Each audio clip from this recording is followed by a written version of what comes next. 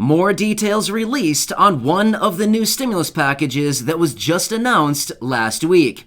And Nancy Pelosi was out earlier today expressing her confidence that they can come together on a deal with the stimulus package. And the poor laying the smackdown on the rich. I have all the details for you in this video, so let's get into this right now. But if you haven't done so yet, or if you're new here, make sure to hit the subscribe button right down below the video, as it's absolutely free to do so, and so you can join the fastest growing advocacy group and the #1 channel right here on YouTube dedicated to bringing you daily updates with everything going on right now as it pertains to stimulus checks, stimulus, the stimulus package, low income, fixed income, money, benefits, Social Security, SSDI, SSI, VA, and anything else we can possibly get our hands on right now during this very difficult, confusing, and time when information is changing so incredibly fast. So again, thanks so much for joining me. Hit the subscribe button right down below if you haven't done so yet, and I promise you, I'll be here for you every single day in these videos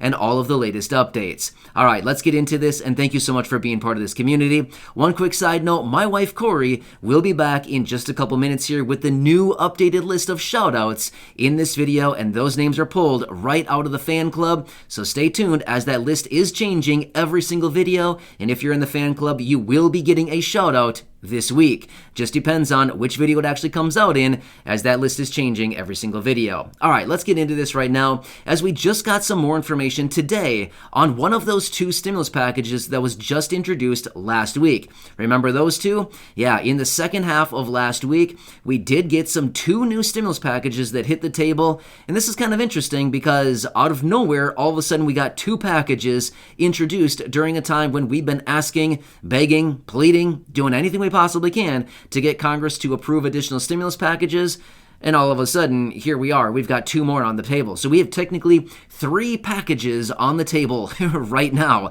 Yeah, all of a sudden, out of nowhere, we've got three cooking all at the same time, right? Well, if you're using a traditional stove, there's 4 burners, so I guess we could have room for one more to be boiling up on the stovetop. Anyway, sorry, that's a really bad analogy, and it was not even funny, so I apologize for wasting like 30 seconds right there. All right, so let's get into this. So Nancy Pelosi was out earlier today in an interview, and she was talking about the Build Back Better agenda, and also discussing this one other stimulus package from last week that was introduced. So I want to talk about both of this right now. So first off, Nancy Pelosi expressed her confidence that they can come together on a deal with Joe Manchin. Well, I just brought you that video earlier today telling you that the $1.8 trillion proposal that was introduced by Joe Manchin as a counteroffer to the president has pretty much been pulled off the table. But again, Nancy Pelosi was out earlier showing her confidence and is very confident that they can come together on an agreement with Joe Manchin when it comes to the Build Back Better agenda. And just to be totally clear, the Build Back Better agenda, otherwise known as the spending bill, the stimulus package, the reconciliation bill, the anti-poverty plan, the soft infrastructure, human infrastructure, it has so many different names, as you can tell, but it's all in reference to the same package. But this is the one that they've been working on since, yes, April of 2021. So we're coming up on a year already. I mean, obviously, we're not quite at a year, but we're getting pretty close to a year that they've been talking about this thing. So it's about time to get some action on this thing. So we'll actually see what happens here. They are currently working on a couple different things in Congress right now. A lot of it pertains to voting rights and things like this. But according to Nancy and other people in Congress, including Chuck Schumer, it sounds like the Build Back Better agenda will be brought to the floor for that vote that Chuck Schumer promised about a month and a half ago now. So yeah, that will still be coming here in the next couple weeks. So we'll see what actually happens here going forward. But Nancy Pelosi still believes that they can come together with a deal for Joe Manchin. Again, we'll see about that. There's a lot of stipulations out there, and there's a lot of things that would need to change about this package. A lot of people are also saying, hey, we've just got to scrap the bill. Just scrap the entire bill, and let's just start over, and let's work through this with good faith between everybody, between the Democratic caucus, and see what we can come together on, because there's no point in spending all of this time, the effort, all of this, the resources that they're spending, putting this thing together if they don't have unanimous support across everybody within the party, because then they get into this situation like this where all of a sudden it's like, okay, we spent all these months putting it together and we don't have a deal yet, right? So a lot of time that really produced nothing, right? So Anyway, that's kind of the update on the Build Back Better. Now let's quickly talk about what Nancy Pelosi said about this new stimulus package that was just introduced last week and what she is anticipating with this one. Now remember, this is just the framework. We don't have all the details quite yet. It is still very new still. Yeah, of course it is. It's still very new, and we're waiting for more details to be coming out. However, Nancy Pelosi said that it may be attached to the continuing resolution. In other words, the new federal budget for 2022. Remember, that was supposed to be done the end of September. September 30th was the end of the fiscal year for the federal government, right? The new fiscal year started October 1st. They were supposed to have the budget done. They still don't have it done. So they keep passing these continuing resolutions. And here's what's happening. The current continuing resolution is actually out through February 18th. That's when they need to pass another one. Otherwise, we could potentially be looking at, yet again, another government shutdown. So it's very important that they get this done. However, according to Nancy Pelosi, by the way, she was the one who said that they could possibly be adding this next stimulus package right there attached to the next CR, continuing resolution. So here's what's kind of interesting and a little bit conflicting. As I told you in the video earlier, according to my resources and everything that I was finding, they were saying that they need this funding here within the next 3 or so weeks. Well, if I count on my fingers, because that's what I'm really good at doing, counting on my fingers, I can usually only count to 10 because I only have 10 fingers, right? Yeah. Anyway, as I count on my fingers, that is telling me that that's about 5 weeks away. February 18th, anyway, roughly about there. So, according to the resources, like I said earlier today, they're telling us that they want to have this money and the funding in the next 3 or so weeks. Well, according to my counting, again, February 18th is about 5 weeks or so away. So it looks like we're off by a few weeks here, but either way, I guess it doesn't really matter at the end of the day. The simple fact is Nancy Pelosi is possibly suggesting that they may be able to attach this next stimulus package, or they're actually calling it a spending bill in some instances already, that this could be actually attached to the next continuing resolution that must be passed by February 18th. Otherwise, we're looking at a potential government shutdown. Yeah, that whole situation again, right? They keep kicking the can down the road. So anyway, that's going to be upon us here very, very quickly as time goes really fast. So, of course, I'll continue to watch it very closely. I'll keep my my finger on the pulse, because this is something we want to watch very closely, because this is still the framework. And as we get more details on this thing, it may actually turn out to be something pretty good. But yet again, it's still very new as the details are still being hammered out.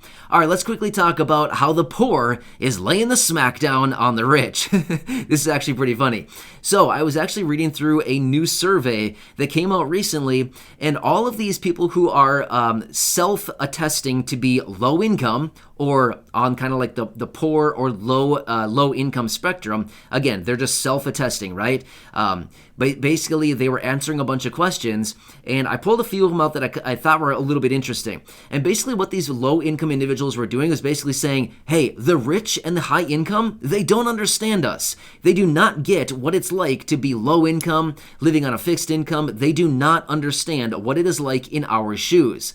So I thought this was really interesting. There were a number of different questions and answers, but like I said, I only pulled out a small handful of them because I thought these were kind of interesting, and I wanted to share them here with you in this community. So let's run through these. First off, by the way, all of these are in response. These are the low-income people responding to questions as to how higher income and the rich don't understand on these certain topics. So here's what they are. Number one, the rich don't understand how it's virtually impossible for the poor or the low income to actually spend any money on investing, right? So you always hear rich people and the well-off, right, the high income, they're always like, yeah, we're investing in the stock market, bonds, we're buying crypto, we're buying all these new NFTs, right? You hear all this stuff like this. Well, basically the poor and the low income are saying, hey, it's impossible. It's virtually impossible to live on a small, low income and actually put anything away for investing. If we have an opportunity to put $20 away, $30, $50 away any given month, usually what happens is all of a sudden an unexpected repair or something comes in and eats it all up. Boom, all that money that we've been saving, hundreds of dollars, maybe $1,000 if we're lucky, that we've been putting away for weeks and weeks and weeks, months and months and months, saving it, being very diligent, putting it away, all of a sudden one thing could happen.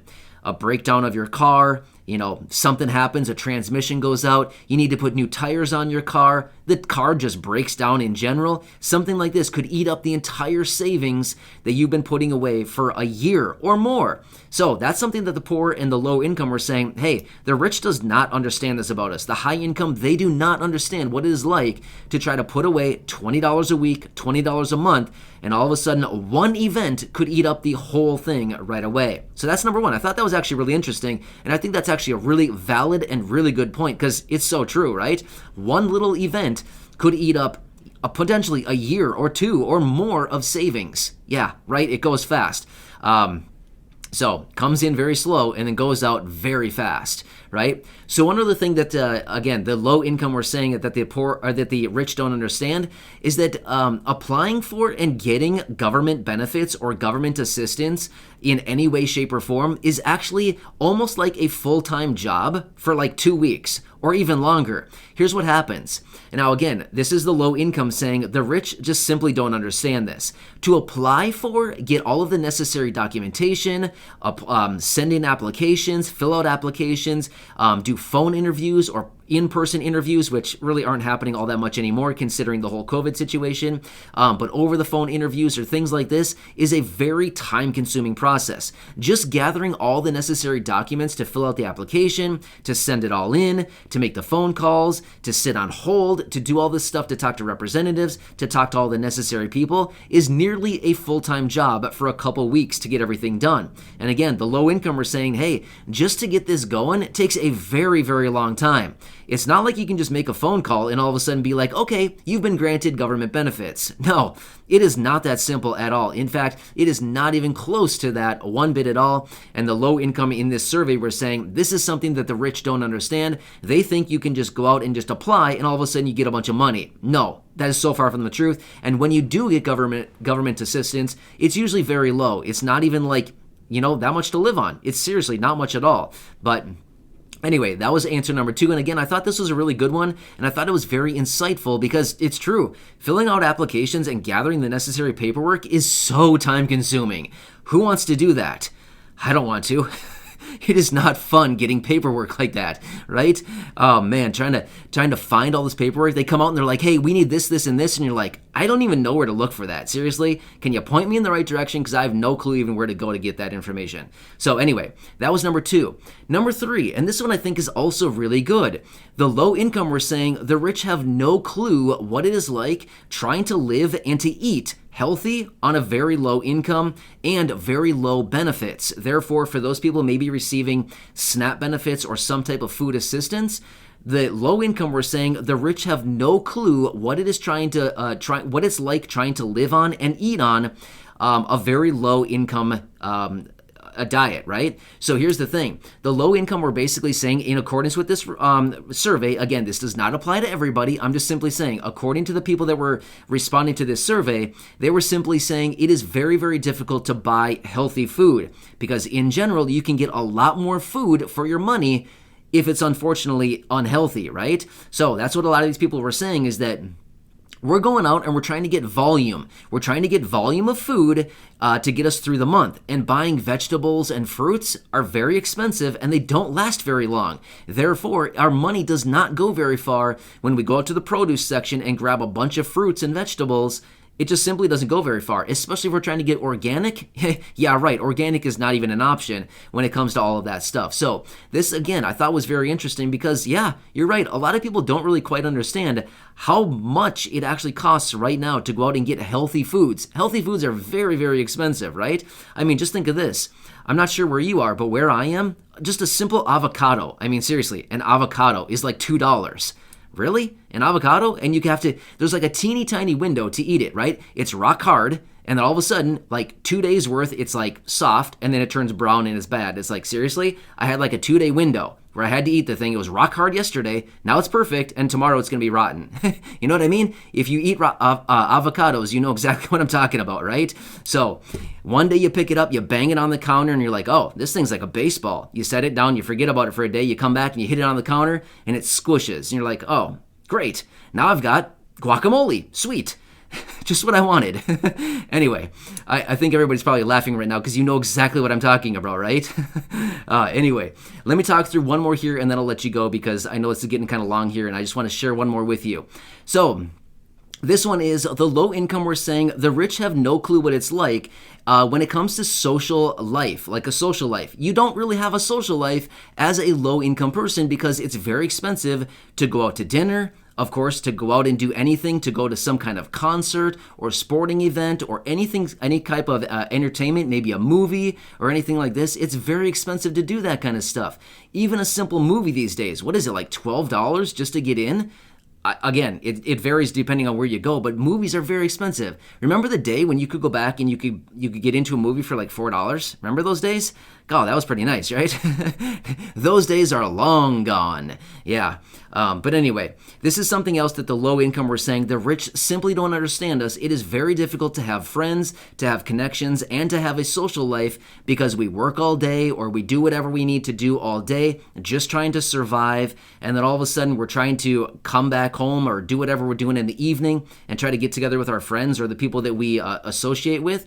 And all of a sudden we need to go out to dinner for $30 a plate. Yeah, sorry, it's not happening, right? So anyway, I thought these were some really interesting answers. Again, this is just a short little sneak peek of some of the answers that were on this survey. Again, there were a lot more answers, but I thought these ones were very interesting, and I wanted to share them with the community because honestly, it's very accurate what they were saying here with all these responses. I thought it was pretty clever. So anyway, with that being said, make sure to subscribe down below so you don't miss any videos going forward as there's a lot going on right now. Please share this video and go back and check out any of the other 2,000 videos right here on the channel. And with that being said, my wife Corey is going to come in, read that new updated list of shoutouts for those of you right here in the fan club. By the way, the fan club is completely optional, 100%. I know that some of you have been ripping me apart down in the comments section. I've seen your comments. Thank you very much. Yeah, but here's the thing. My videos are 100% free. They always have been, always will be, and I'm always here working on your behalf in any way to help out because I want to make sure to help you get as much benefits as you possibly can and money during this very difficult time. So again, the fan club is completely optional just for those people who maybe want a little bit more. So there's a link down in the description if you want to check it out. Otherwise, at the top of the comments section. I get it. Not everybody can do this. That's totally fine. You don't have to.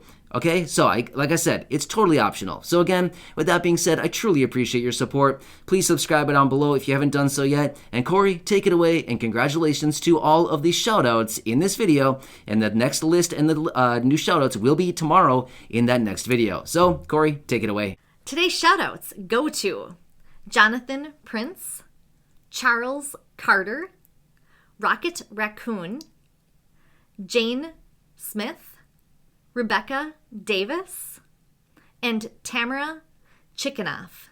Thank you so much for being members in the fan club.